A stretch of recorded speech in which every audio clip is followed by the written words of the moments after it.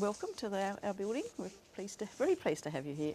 I'm a member of the group, a volunteer group that runs the Fair Trade shop out at the front of the building. We're not a standard Oxfam shop because it's a voluntary one. So it does mean that we can support small aid groups that bring in crafts from around the world. So tonight I was going to talk about the Hmong people, and you're probably very familiar with the Hmong people. The hill tribes across the north of Thailand, southern China and into Laos and Vietnam. They've had, like many First Peoples, they've had a pretty rough time of it. In the shop we have a couple of different groups that support the Hmong people. The first one is called Borderless Friendships, and this is it's a local Western Australian charity, and they work around Chiang Mai, and their particular interest is the orphan children in the area, because for one thing they are particularly prone to being trafficked into the sex trade, so they want to look after these kids and train them to look after themselves, you know, so that they know what they might be getting into. So one of the things they do is, well, they rescue bits, I think, from their clothes and make up cushion covers, so that it's beautiful cross stitch and very colourful. So that's some of those. They weave silk scarves, and then they make things out. These are the traditional hair ornaments mixed with our little key rings. So lots of fun. So we love their things.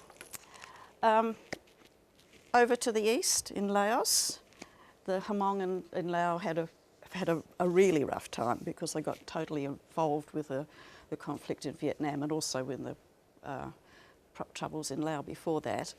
The Ho Chi Minh Trail ran down through their country, the country they were they lived in Laos, and most of them ended up as refugees at different stages for different things, but certainly to escape the bombing along the Ho Chi Minh Trail.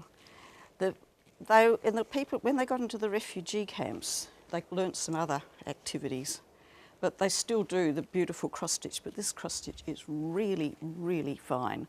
So you might like to pass those round and have a look, because it's just. Is this the Hmong too, or another group? This is Hmong, yeah. The group that this comes from is called Karma Craft. It's an agency, I think, from an American church, and the Americans because a lot of the Hmong supported the Americans in the wars. The Americans have, I think, fairly responsible for their looking after them. But they learnt in the refugee camps they started doing embroidery as well, and they learned applique. They did learn applique. So they make a whole variety of things in applique. But these points represent the mountains that they live in. So, yeah, and yeah, so they have. This is all applique. Oh, and the bib.